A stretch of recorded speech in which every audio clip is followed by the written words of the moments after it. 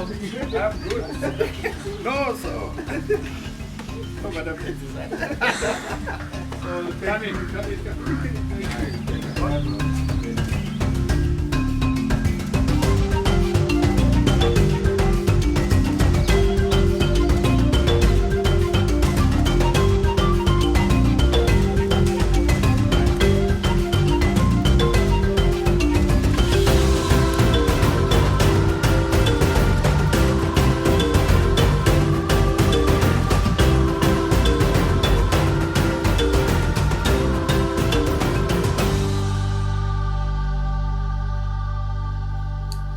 Honorable Minister, thank you for allowing me to be in your humble home. Thank you. And thank you for having me. Thank you. First of all, I want to say thank you for serving. Thank you. We appreciate you for everything you do. Okay. But the thing is, with this series called Closer, I cannot really call you Honorable Minister. No, just call me Fortune. Fortune? That's great. Oh, hi, Fortune. Hi. I know. How are you? I'm good, and you? It's such a trying time. Yes. It's such a trying time, and I can imagine, especially in your position. Yes. How's that going? I think we're doing well. It's Right. challenging, but it also presents us with numerous opportunities to upscale and upgrade the way we've been reacting or working with energy in the country, to recognize that it's very, very critical, and it needs the attention of everybody. You know what? When you talk about being when I talk to you just right now, and you start telling me about energy, someone would think that you've been in the energy sector all your life, right? Yeah. But you didn't start there. No. And I was just looking back at your journey, Yes. and I was trying to put a tag. If it was a book, and I was to write a book concerning your journey, what title would I give it? Do you know what I came up with? I came up with Transition. Because you were born in 1965. Yes. At a time where not just the whole world was in transition. If it's in the US, the civil rights movement was blowing out of proportion, and they were almost nearing such a critical time. Malcolm X is dying. Yes. And things are happening. But also in Rhodesia has also declared the unilateral declaration of independence. It was a nation in transition. Yes. Also, on the political front, all the nationalist movements were starting to really gather and gaining momentum, and it was just a new time. And you were born in Mazoe. Yes. How was it growing up there? Well, I was actually born in Blawayo. You were born in Blawayo. At Watson Clinic. Right. Yes. But then I visited my grandmother out Kumusha with my parents, and when they were going back, I decided that I wanted to stay with her. Why? So she was a beautiful woman. Right. Yeah, up until she passed on, she would make me sit on her lap. Right. So I had to sort of balance so that I didn't break her legs. Break her legs. Was she that old? Yeah, and she was quite advanced in age. Right. But she was a very beautiful person, and we were very close. Right. So I ended up going to Kanyemba Primary School. Right. And the war was hotting up.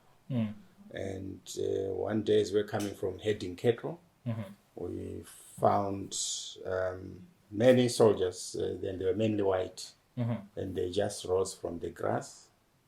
And they were quite nice to us.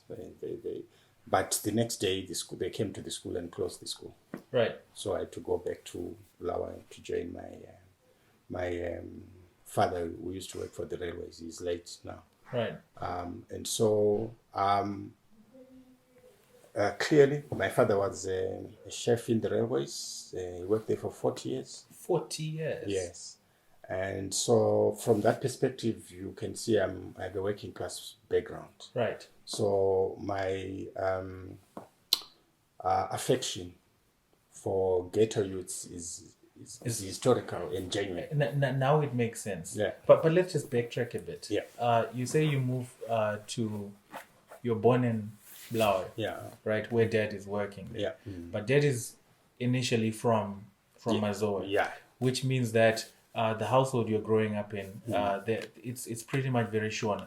right? It is, But the environment around you is very Ndebele. But also not just Ndebele, it's very African, because there was a demarcation between African and the white minority at the time. How was it just balancing some of that reality, where you know for a fact that at home you're something else, but outside you have to learn something else, and you also have to deal with some realities outside of that? Yeah, you see, growing up in Bulawayo, we actually stayed at what were called Mandebele flats. Right. Those were National Railways of Zimbabwe, or Ara before Rhodesia Railways, before flats. It was pretty good accommodation. And the thing about it is you had people who spoke Nyanja, Ndebele, Shona, and we were really just one big family. Right. And we used to run around, chase each other. So you could run through another family's kitchen, out through what we call dining rooms, which were not dining rooms. and we were just one people. And we're very connected. Right. So for me, having grown up in that sort of environment, it's hurtful when you see tribal sentiment by young people. Right.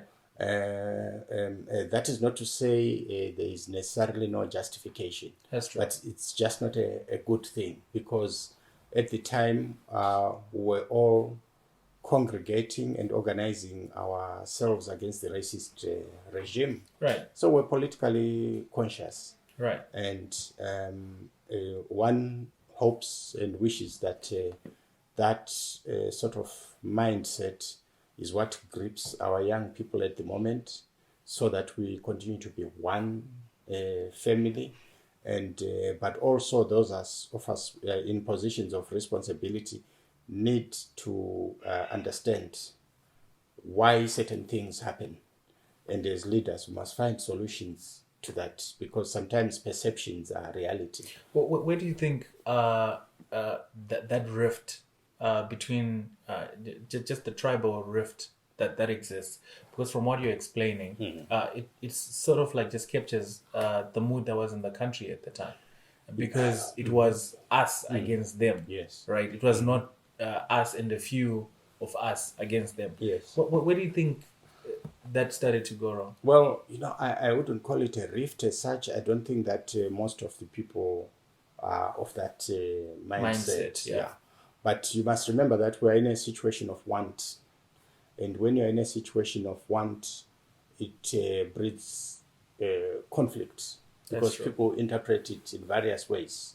When an area is underdeveloped, people look at that in a number of ways. They can feel that they have a backseat role in the economy, and they are looked down upon. And maybe at times some people in positions of leadership can actually propagate intentionally or unintentionally that perspective.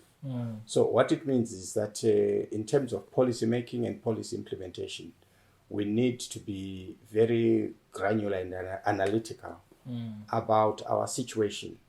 Let me use the example in my sector, the example of power. Kariba Dam is a source of power. People were displaced from there. It burst and killed people in Kariba, but close by, in Mola, those people don't enjoy power.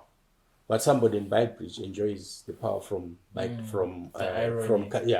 So from where I sit, I have a responsibility to be aware and conscious of those particular situations.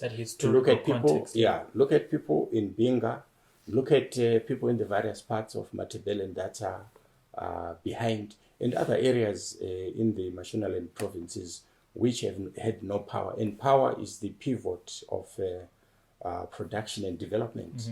And so if we don't address those issues steadfastly and directly, then we help to cement the view that development that is happening in particular areas is where people are important and the others are not important. So we need to spread the cake around consciously, where we cannot to give the necessary explanations to the public.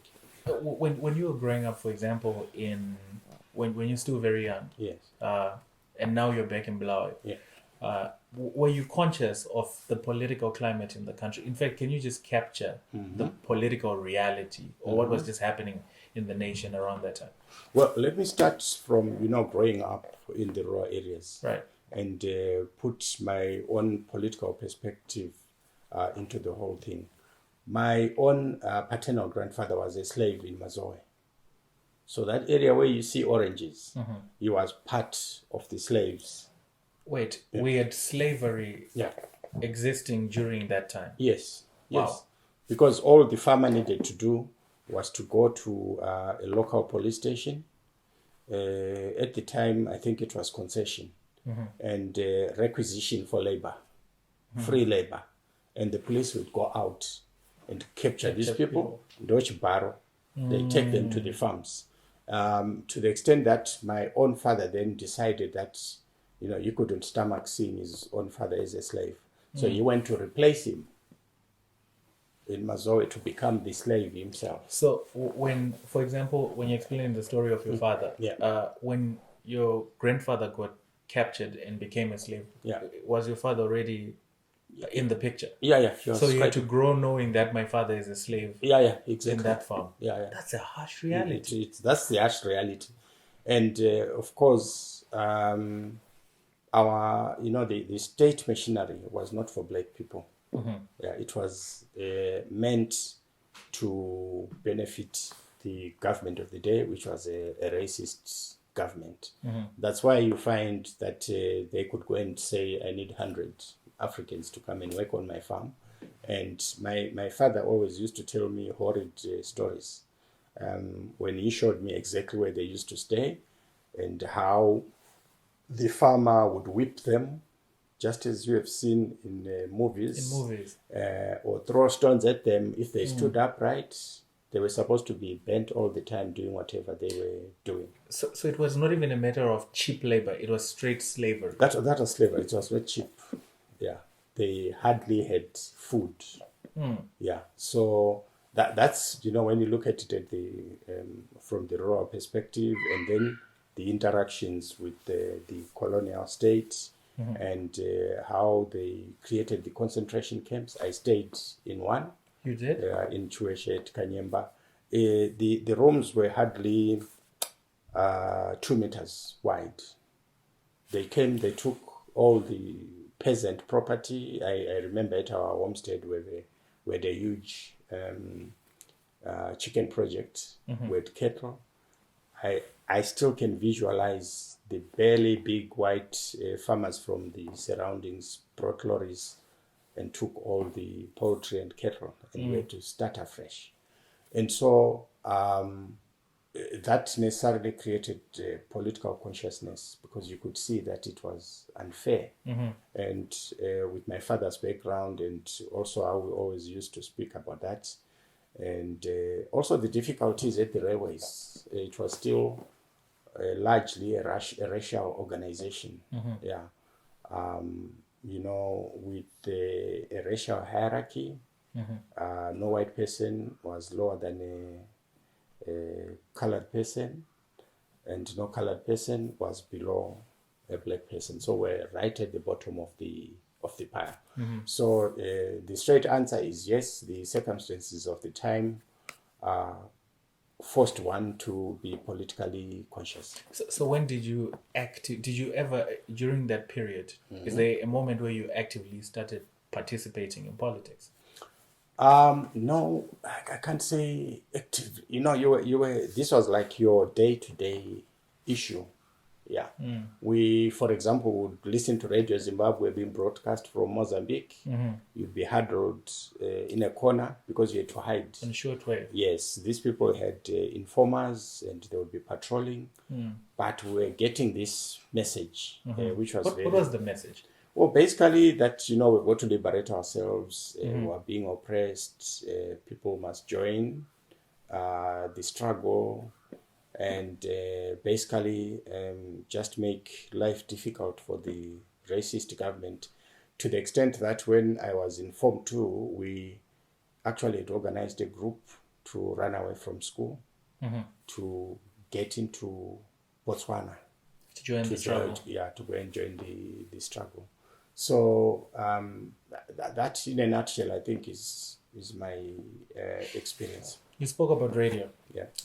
What was the kind of entertainment you guys were enjoying at the time? Because I can imagine as young youths growing up in such a time. Yeah. What was playing on the radio? What was showing on the television? What kind of books were you guys reading? Yeah, books. We didn't have local books. Bulawayo at the time was a very good space to grow up in, because the local authority was very organized. So each suburb had a clinic, a park, a library. So the library was very good. But the books that were in there were, you'd get Peter the Great. I remember reading a big book on that in the English history, and you'd have a sprinkling of local and African literature. And we read a lot, Enid Blyton, James Hadley Chase. You'd read the entire lot, and we would be swapping things. But our exposure was, of course, mainly Western music.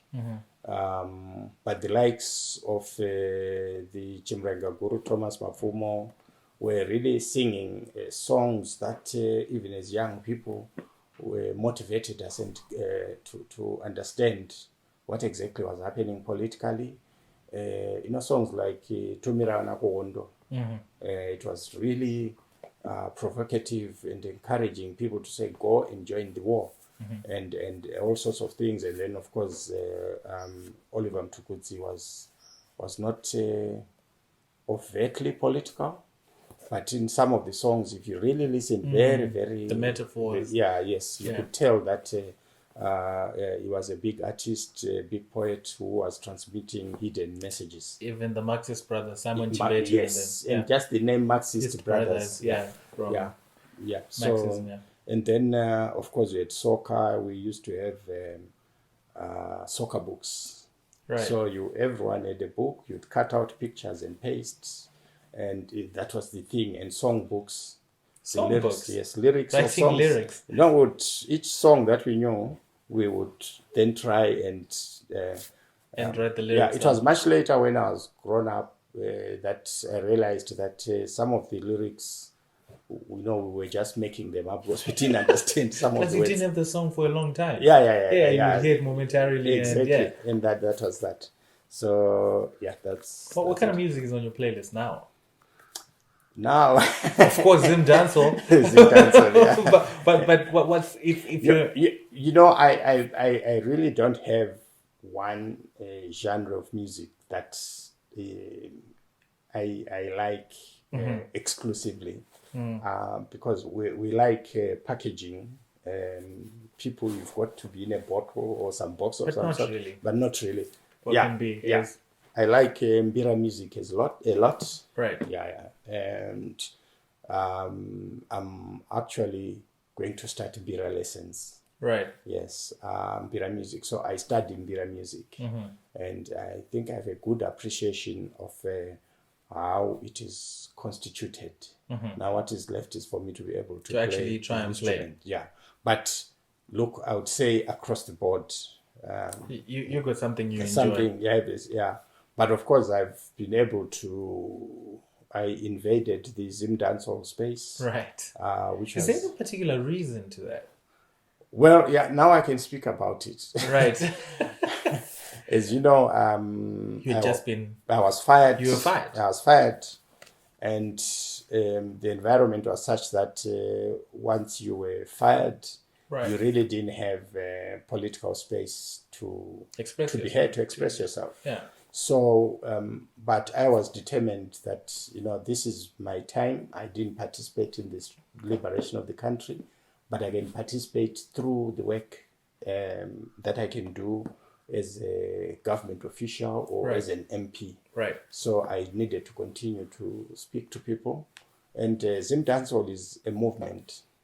And I don't think we've tapped it enough to enable the youngsters to commercialize. Right. So I've been to many studios. I understand exactly the challenges that young people face in recording, and I also understand the extent of their, talent. Right.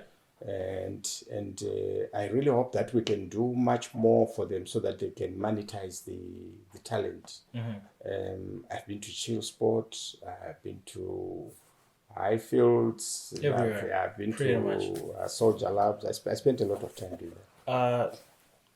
So Mpopoma High is a time you really started to grow up and become more aware of exactly what was happening. If you were to look back at the time, just the time at Mpopoma High, how can you summarize it in a nutshell? In a nutshell, I think it was politically highly charged. Right. Yeah, there were riots. In the 70s, right? Yeah. It was, for example, we had guys who were much older like us than us around Mpopoma Flats. Brasims was very active. And tell me about Brasims. Yeah, Brasims. Brasims was an avid soccer player, but he was like our political mentor. What was he in the league? The local league? We're not quite organized in that way, but we're almost like freelancing as politicians. Well, you guys were in the gig economy before the gig economy became the thing. So you would Rekeni and give us, and the police, of course, were always patrolling. And was it just the energy, or this guy even had a political ideology? No, it was a political ideology. Right. It was a political ideology. Very, very clear and dedicated to the liberation. So he was a very active guy. And, we had our, like you hear when you say Brasims, his name is Sims, but for us is Brasims. He was an OG. Yes. So whatever he said, whatever advice he gave us, that was that. There were other guys. Right. Yeah, there were also musicians who played like Jimi Hendrix and so forth and so on. So it was. So it was a clear time. It was a clear time. In terms of just your development as a young person coming up. Yeah. Because you're starting to feel things. Yes. To see not just girls, yes. but you're starting to see that they're actually beautiful. Yes. How were you growing also at the time as a young man? Yeah, it's an interesting question. A bit embarrassing, but I think some things must be spoken about. That is true. They must be said. Yeah.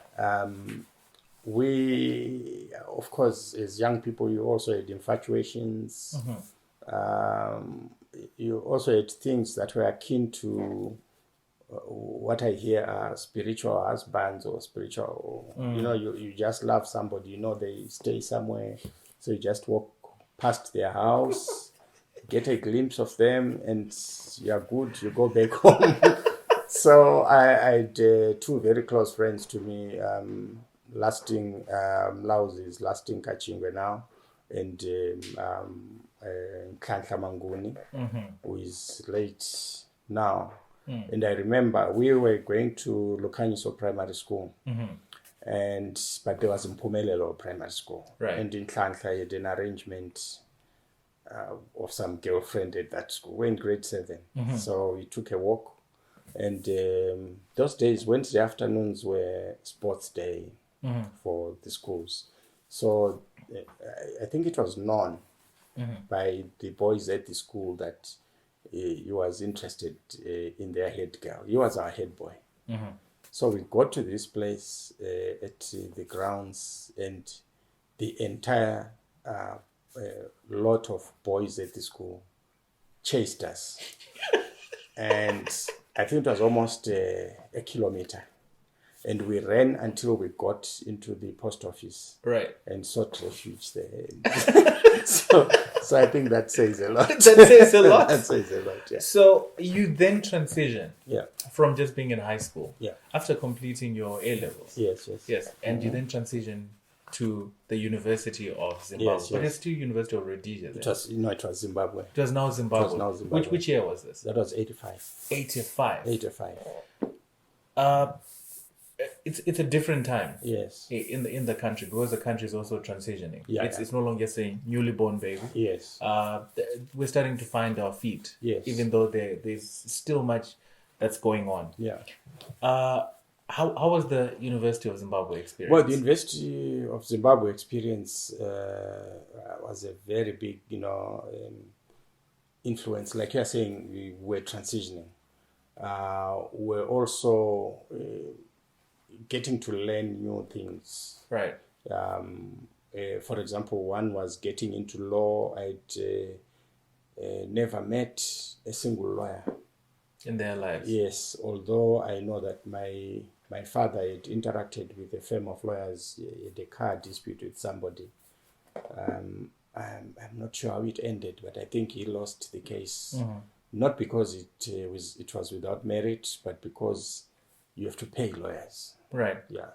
So the Faculty of Law was also transitioning from very white to now to more black students. Yeah, in the earlier years before independence, for example, they would have sometimes a maximum of one black person in the class. And so we got to the university at a time when it was also transitioning in terms of the teachers, the lecturers. There was a staff development program which was producing the likes of Professor Washman Ngube, Justice Ben Tlachwayo, the late Shepherd Nzombe, and others. So there was a deliberate effort by Professor Reg Austin, who was leading the faculty at the time, to, in a sense, Africanize and localize the university. So the complexion of the student intake was also going through a transition. Right. You had lecturers like Kempton Makamure, was espousing a lot of socialist Marxist ideology, and Shadrach Guto, and so forth. And so yeah, it was a time of change. But what it helped one to do was to situate the profession of law within specific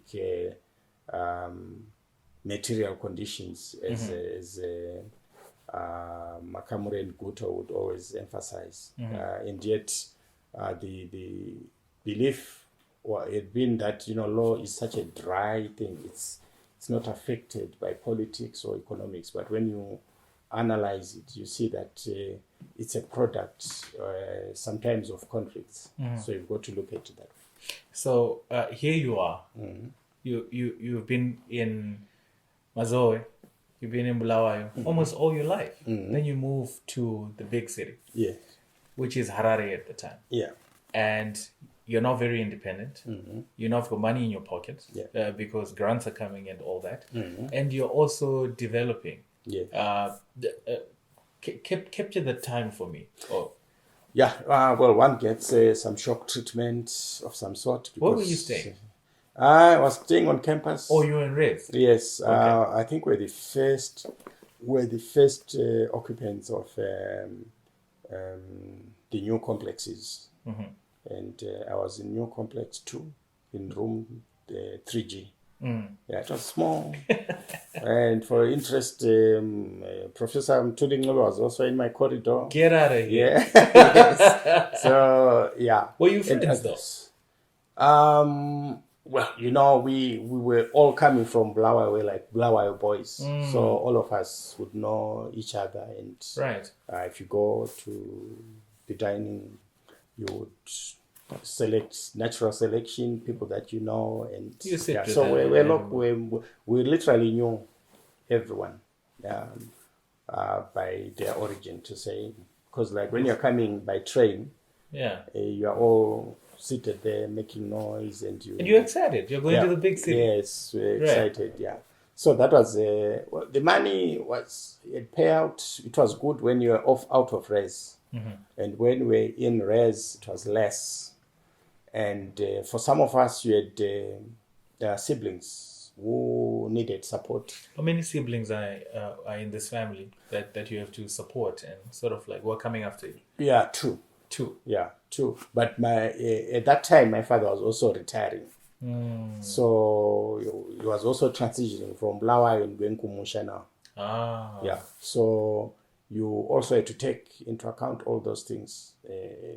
There's no more money, and you've got to be helpful. So from that payout, you pay school fees for this sibling, buy some food, some medicine at home, and maybe the grandmother is also in a difficult position medically, and so it was not really an allowance for you. It became more like a salary. When you got it, you had a plan as to what you...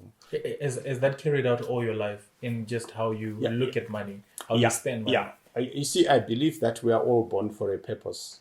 Right. If you look at it microcosmically within the family, right, you have a role to play, even within the extended family. And then even within the area, I believe very much that I should be able to use my position,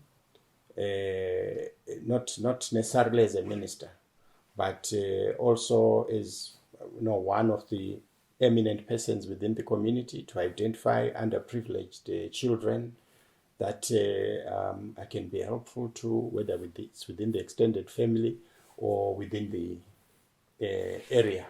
Right. Or even in Harare, you'll find I've sent some street kids to school. Right. Yes, and I'm happy because I also got children who had grown up in farms, and they would walk for kilometers to school without shoes, and but very bright, and it's quite satisfying because quite a number. One, for example, works as a very top position in HSBC in Scotland. Right. And I know for a fact that had I not intervened in the manner that I did to that particular young man, the story would have ended differently. It would be different, yeah. So that's my perspective on life, basically, that you have a purpose, and the purpose is to be helpful to other people. The other part you've really been that was in transition. Yeah. At the same time we were in transition. Yes. Was the economy at the time. Yes. You found yourself in a space where you sort of like at a front row seat to a lot of the things that were happening. Yes. Because you were part of the RBZ Legal Council. Yes. Right? Yes. How do you find yourself in that space? Yeah, when I joined the bank in 1995, in fact, I joined the bank on the day that they moved into the new building. Oh, yes. Right. Yes. It was a very good space to be in because I'd been a prosecutor. I'd worked in private law firms. You're killing it at the time. Yeah. It was tough, and you see, the thing is, there were many expectations, particularly from the family. Now you've qualified, you're a lawyer, and the conception was that if you're a lawyer, you have money. You are making good money. Right. Yeah. Was it true, though, that you were making good money? No, I wouldn't say so. I wouldn't say so. So the conception was not really true. No, it was just a perception. It was just a perception. Of course, I certainly was making more than my father was making at the railways. At the railways. Yeah, but I think the expectations were somewhat overblown. Right. And if you were not helpful, it's like you are stingy. And you're forgetting where you came from. Exactly. Right. So, yeah. So it was quite challenging. It was quite challenging. What can you say about just where the economy was and where it had been at the time as someone who's now working in the building and you're actually seeing all these things? Yeah, well, there are various phases of analysis of the economy. During the times when we were staying in Popoma or Kumusha, things were always difficult, We always had these stories of kids going into the beer garden to get 20 cents to buy something to eat. Right. At night. And talking about beer halls, I respect vendors a lot because I was one. Really? Yes. What were you selling? I sold a lot. But what I really enjoyed selling were boiled eggs. Because our house, the entrance to our house was directly facing Mandebele Flats, Mandebele Beer Garden. Okay. Yeah, so in the evenings, to augment the little resources that the family had, were to go into the beer garden to sell boiled eggs, and you meet characters there. So some guy will get an egg from your dish, they peel it, if that is what happens to an egg, and they'll be taking the salt and they eat the chili. And then afterwards they tell you it wasn't nice. But will they pay though? They're telling you that it wasn't nice, so they don't pay. They don't pay. So tomatoes, if you spend a day with them, you write them off. Right. Because when there's nothing you can do. So unozometa sumu kumbane ba domasi wayo. Vegetables. So you were eating a lot of soup growing up. Yeah. Vegetables. I had a big garden, and we also used to grow maize. Boil it, go around selling it, and my mother used to do lots of knitting for new babies. Right. She would make blankets, and you were duty bound to go and sell. So I understand that line of business. So when did you transition from being a single man to being a married man? Which year was that? That was 86. 86. And this is in college. You're still in college. Yes, I met a roommate who came to my faculty, and this is where we are. Okay.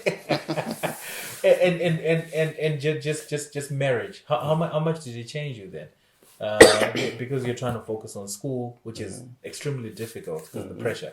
But you also have to be a husband. Did you also start to have children around that time? Yeah. So how were you managing all of that? I don't know. You don't know. Don't know. But look, there are always support facilities in families. But if you accept what you have done, there's always going to be a way for you to live through. And I think it's a principle, really, to say you must be accountable and responsible for your actions. That's true. So, but 1995, the nation starts transitioning again because we're approaching a very key time in the history of our great nation. Yes. Land reform is about to start, and the country is about to get into hyperinflation, and a lot of things are happening. And are you still working in the building when all of this is happening? Yes. When I joined the Reserve Bank, it was also beginning to transition in sympathy with the economy. The Reserve Bank was one of the best employers in the country. Right. And so it was a big, life-changing experience to move from wherever you were into the bank. And but it was also now things were beginning to harden, and the seniorage income that the bank used to make as a result of its money market operations was also beginning to dwindle for the reasons that you have said, so that the benefit structure was also contracting. Right. But that was happening across the country, and maybe being in the bank, the blow wasn't so difficult to handle.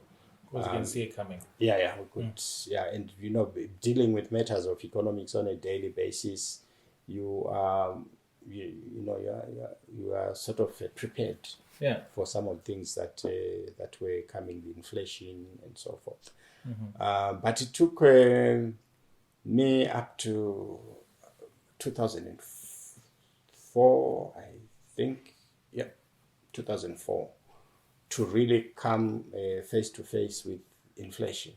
Right. Yeah, because at that point, that was when Dr. Bono became governor. Began grappling with things that in the last 15 or so years were not issues. I remember getting a pay slip that I couldn't read. How much money is... There were just too many zeros. Yeah. So it was an interesting time. And then also creating the legal framework for bond notes. There was no existing experience where these things had actually been done or very close to us. Which makes your journey very interesting, because you've witnessed a lot of the changes this country has been, and if one could say you've had a front row seat to most of it. I don't know if it's a good thing or it's a bad thing. That a lot of the things you have to sort of like learn them from the beginning, or you're getting into spaces where no one has ever been, and you have to sort of like pave the way. Another space that comes to mind when we talk about just the major transition in transitions in your life is you then 2013 run for office. Yes. Right? Mazoe South. Mazoe South, yes. And you become an MP. Yes. Well, what triggered that idea that, you know what, I actually need to be in public office? Yeah, you see, I believe that, I believe in the sentiment that says, Maria Igutwe. That's true. Yeah, and I think that is one of the fundamental weaknesses that create problems for developing countries. The fact that we have insatiable appetite for wealth and very little appetite to serve the country, particularly the common person. I was in relative comfort at the bank. And so the decision to leave that meant you no longer were the school fees facility, they pay everything. If you went to school, you would recoup. If you passed, you had a clothing allowance, you had meals at work. So, and suddenly to come out of that required that you really be committed to what you want to go and do. Nobody fights you at the bank. You are insulated from political conflict, but you now transition into joining politics. People see you as a challenge. They actually don't want you to participate. It requires lots of money to campaign. So you have to pay in order to be able to serve the country. And the public also has expectations. That's true. Once you've been elected, people believe that right. So now it's payback time. You've got to look. People tell you about funerals. I don't have school fees for my child. My child wants to go for nursing. You literally become a whole administration by yourself. Right. And you must expend resources that you do not have. And so that was and still is the difficult part. And now working with people on a day-to-day basis, the grim reality of their circumstances strikes you. And one of the things that really struck me was a young lady, about 12, who had worms in her stomach. And one that was 30 centimeters long decided that it was time to exit. So I was in Glendale, and it's because of the water, drinking water that should not be drunk by anybody. And so that's the extent of some of the challenges that people face. And once you come into contact with that situation, you have got to find a solution to it. Right. So you get in politics, you win.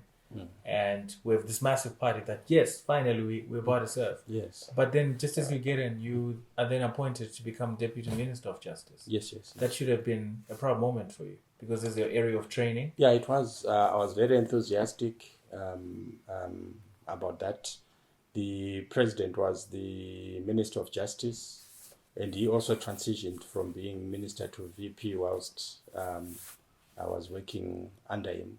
It was a very good experience, working with somebody who has had experience across very wide spectrum of government environments, right. Anything that you can think of.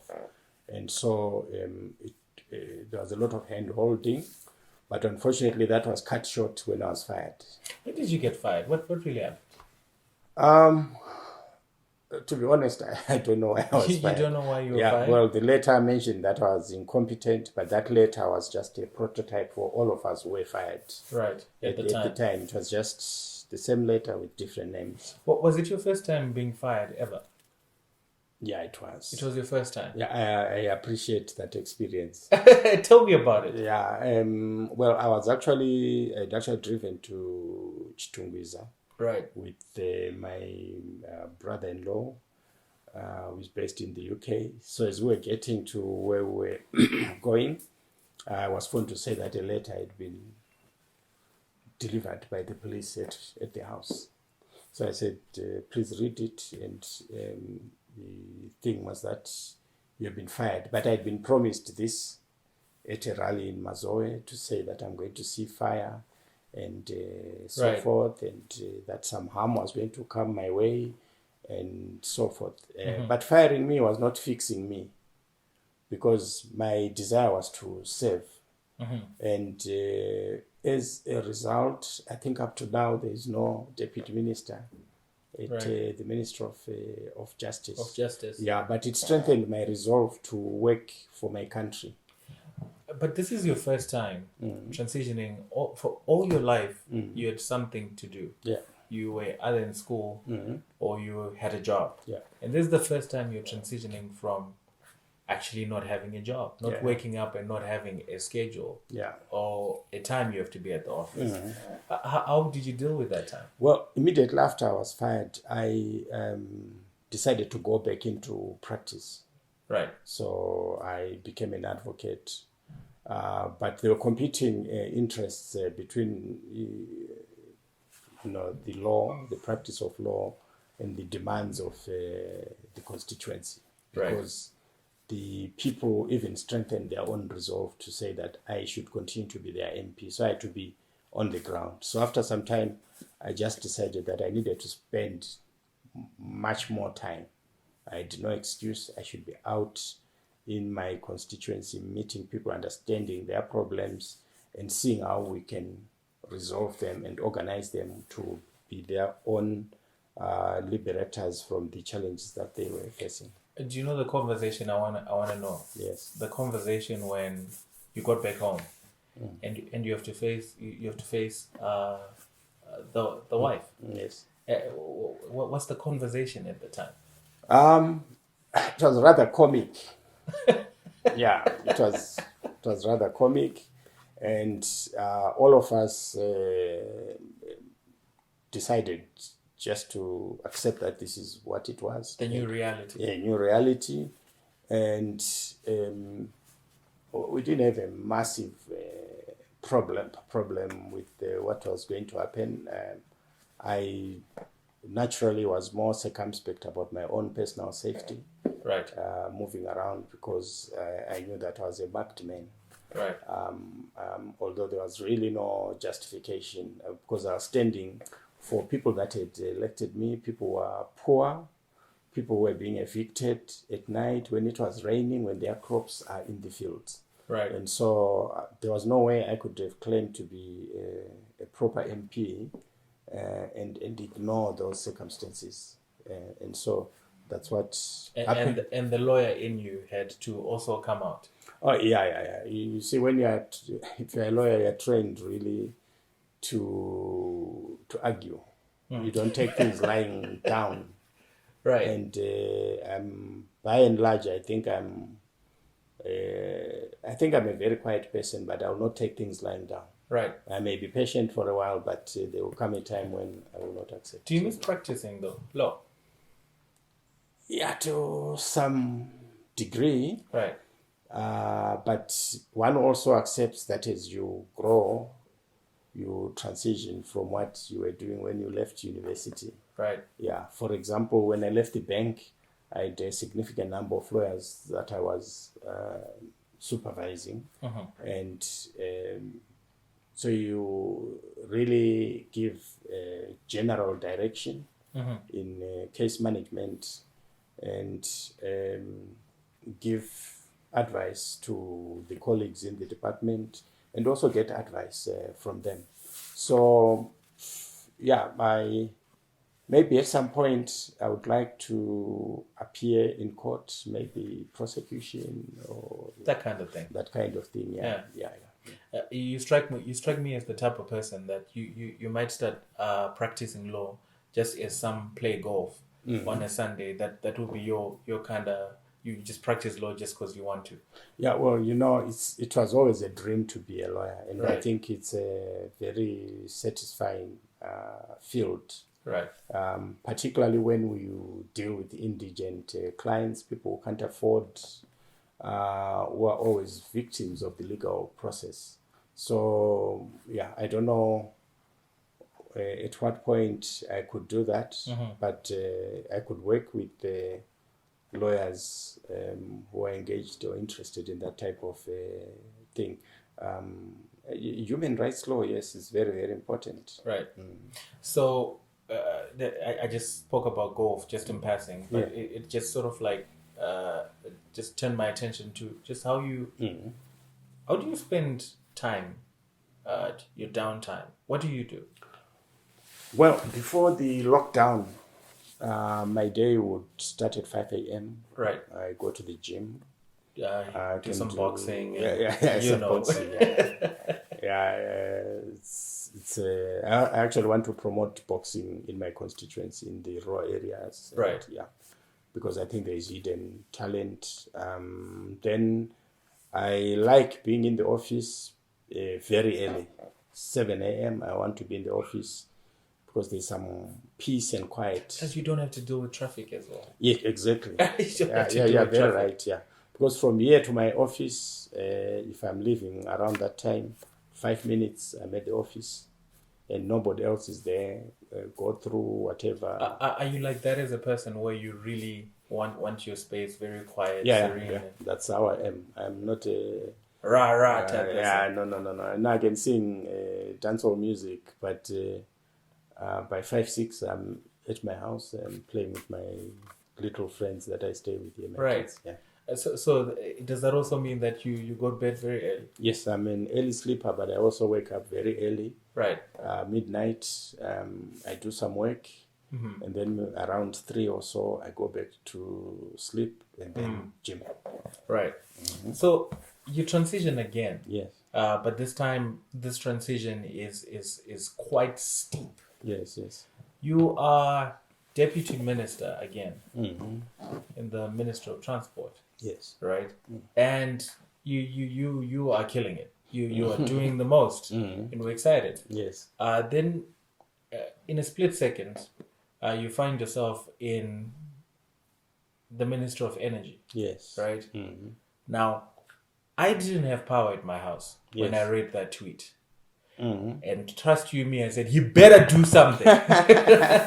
And I bet everyone was saying that. Yeah. Everyone was saying that. And here's the thing, you have no idea what things are like in this space. Yes. And it's like you've been thrown in the deep end and you have to swim. Yeah. I want to know about your first day at office. Okay, let me tell you about the day before the first day. At least in my case, when I was appointed, there was no discussion between me and the president to say, I'm going to do this. Right. What I saw was my daughter Melissa was here. We were actually in darkness. It was around maybe 6:30, and there was a WhatsApp message that was circulating. Right. And I wasn't feeling terribly well that day, so I was actually lying down. And she comes and says, you see this? You are now the Minister of Energy. We need Zesa here.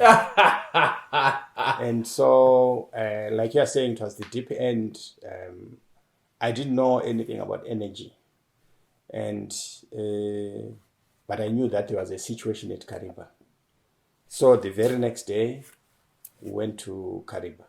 Try to understand. To try and understand what, this water situation is all about. And, well, there's lots of water in Kariba. Why are people saying we can't produce power? So I had to go underground, under the dam. The turbines are? Yeah. Right. It's a massive city under there. One wishes that it was always open to the public to just walk through and so that they can see what a marvel it is. Yeah. So that was that, and then the next day after Kariba, I was now in the office. Of course, you need to know the people, meet Fortunately, my deputy minister was in the ministry before me, meet the permanent secretary, meet the directors, and lots of reading. And lots of listening. Yes, excuse me.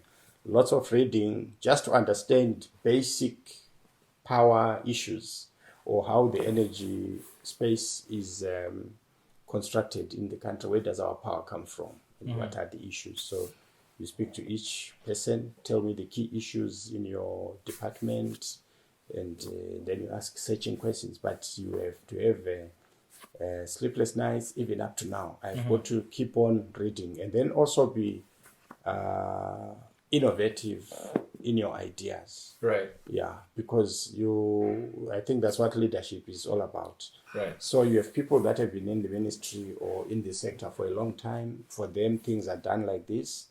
But we're in a situation of want, a situation of crisis. Right. You need to provide leadership in order to ensure that we take meaningful steps towards resolving the problem. Right. And you know, when you come in, of course, people know you're not an engineer. And but there should be no room for people to mystify the energy space. And what you need to do is to be a step ahead and read and speak, consult other people that may not be in the sector. I've met many who have given me ideas. Right. So you get into this space, and literally everyone has an opinion about why things were the way they were. Yeah. Right. Mm-hmm. Why were things the way they were from a first-hand experience?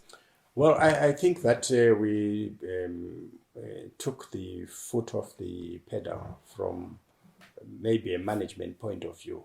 Right. Insofar as power was concerned, there was no plan. Right. You know, a global, national perspective on how our power should be structured. Renewable energies were not really seriously being looked at. It was hazy. Yeah, it was. And this was against the backdrop of an international conference on solar, for example. I think it was 1983. Right. Where the whole world descended on us. And as soon as they left, we basically forgot. It was just another conference. Another conference. So it's now marshalling efforts around renewable energies, making the public aware, encouraging, making colleagues in government aware, and working together with everyone to incentivize investment in the area. And then also, you know, tackling the murky issues around ZESA, and you know, really trying to professionalize and make sure that, because in my view, the whole issue rises or falls on governance.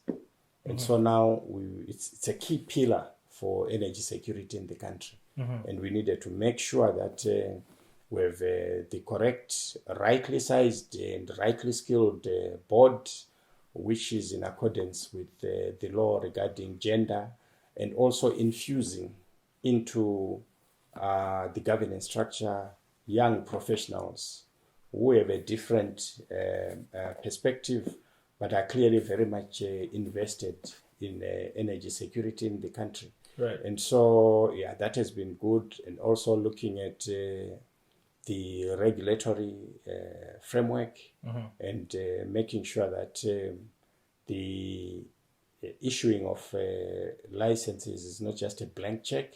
We want to make sure that we have licenses that are operational, that, you know, are doing what they were given for. So this is an issue for both power and petroleum, right, to streamline and organize the sector. So you've transitioned a lot, and you've seen a lot of transition, and you're still transitioning. Yes.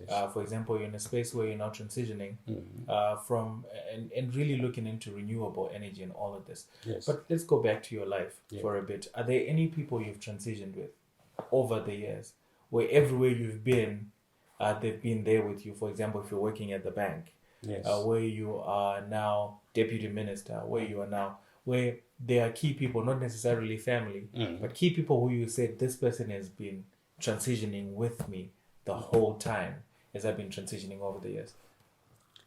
Not too many.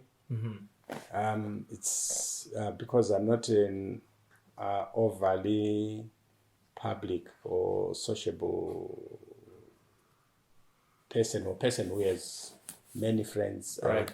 I try and get along with many people, but that doesn't really necessarily mean that they invade my private place. Right. But I think all of us have got people that are have played a critical role in our lives. And for me, there's just one person that I think I can accord that status. I would really want to know this person. Yes. The person is former Attorney General Sobusa Gulandebele. Yes, he's my big brother and mentor. And despite the wide gap, I think about 9 years difference, he has always had my back. When you say he's always had your back, give me a story or something. Okay, let me give you this story. You see, when we're, like I told you, at university, when I got to university, that was about the time my father was retiring. Yes. And so basically within the urban setting, one didn't have a place to go and stay. Because during the holidays, you had assignments, you needed to be somewhere. And he took me in and I stayed with him. Are you for real? Yes, and not just for a long time. For a long time. Yeah. And as you are going through but you already married then, so how was that working out? Yeah, it was working out. Okay, one story I should tell you about him is so I joined my brother in Warren Park. He was renting 2 rooms. Right. And but the owner of the house was a very interesting man. What do you mean he was interesting? Well, you know, like if you're having a shower, he was really concerned about the time that you are taking, because the water bill would be a problem. Right. And he would just go outside. You'd be outside the bathroom. And you would be saying things like,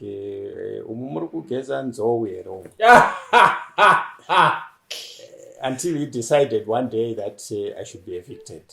Really? Yes. And so he just came and said, no, your brother must go now. Right now? Yeah. So... Why were you taking so long to bath though? I don't think I bath that long. But I think from the bill point of view, I must. So as I decide that, let me get my bags and go. My brother Sobusa he's arrived at this place. Right. And he says, let's go. And he takes you. So we just went and stayed in Melbourne. Oh man. Yeah. And up until now, yes, still brothers. We're still brothers. Maybe more. He's like the second born in our family. Right. Yeah. He has tutored me in terms of making sure that you are committed to your country. Right. Well, he's a war veteran, so the mindset is already the mindset there. Is totally different. Yeah, and also, but always caution you if he thinks there is a potential for you to go off track. Even as I became minister, he gave me a very long lecture about the need for us to make sure that the energy sector is run properly, and not for personal interest, but for the national interest. There are 2 last questions I would just love to know. Yeah. I couldn't help as I was coming in. Yeah. I noticed this little dogs running around. Are you a pets kind of guy? No. You are not. No. You're not. So who's into pets? Because I don't think you have even time to feed the pets. That person loves dogs. That person loves dogs. I like that. I don't like and number two, I couldn't help but also notice when we were making our way here. Are you a whiskey kind of person? No, I don't drink. The most I drink is Amarula. Right. Yeah. But friends give me some of these things. But when my son comes home, then I become adventurous. Right. Yeah, he's based in Dubai. Of course. He has to inject some youth in you. Yes. So we take our seat and I can take a glass of two of whiskey. Right. Yeah. So maybe once or twice a year. Once or twice a year? Yeah. I hope today is one of those days. I hope one of the Fortune, thank you so much for doing this. Thank you so much. I really appreciate it. The reason why we had to come here and just get closer to your story, because a lot of the times we look at people from a distance and we look at them from Twitter and we just see them from their profile pictures and 140 or 240 characters. Yes. And we sort of like don't understand where people have been. That's true. So this has been such an amazing time. Yes. Just delving into your journey and understanding where you've been. Yes. But before I go though, you are in a key space. Yes. Very soon, I believe we're going to be opening up, and where are we in terms of the energy situation? Well, I think you spoke about transitioning. We are in a state of flux, a state of transition, where all of us now as a country recognize the centrality and importance of energy in the country. We've taken it for granted. We've not paid bills collectively, and cumulatively we owe ZESA 1.2 billion United States dollars. Get out of here. So it's a serious indictment on us as a society. We need to straighten that up, because if we don't, we will continue to have huge import bills for food. We have also been lax on renewables, and Kariba has taught us that we can't rely on one power source. So part of my efforts now are to making sure that we have a variegated power structure in the country. We have a bit of everything consciously, and we develop that. And so around solar, for example, I'm driving now and putting in place a framework, a policy framework and a legal framework as well for net metering, giving power to the people, giving you an ability to say when you have solar, you can sell it to ZESA. And that implies also the transitioning of ZESA itself. As a centralized. Yes. So now we're talking of distributed power. And want to get to a point where you are able to sell power to ZESA and sell power to me as your neighbor. Right. We also want to get to a point where I, as a business person, can come and buy off your excess solar power, pay you, and then trade in the balance. Right. And to have apps for these things. So it's a huge transition. Are there any timelines we're looking at? Well, by end of this month, we'll have taken significant steps on net metering, for example. And we have teams that are working on this. We need it in place yesterday because it will also help us to reduce our import bill for power. As you know, it's very, very expensive. And we have lots of sun. So we're encouraging people to have rooftop solar, solar farmers also to have their own solar power stations, so that as much as possible we reduce our appetite for importation of power. And one last thing, and this is the last thing. Okay. I know I said one last thing, last thing, Yeah. but this is the last thing. What's your favorite place to visit in the world? Or whether it's a holiday, whether it's somewhere where you just want to go clear your head, or have a good time, or visit with family, or anything like that. Well, you are talking of when I have money to travel. Anywhere in the world. Okay, I like local destinations, and I've exposed my family, my kids to local, attractions, and I also believe that once a year, one needs to take some time off. That's true. And be with family. So give me one place, just a random place. We need to do I need to go through something with you. You need to go through something. Yeah. Yeah. I can't give you one place, but I can give you like countries. I'd like to go to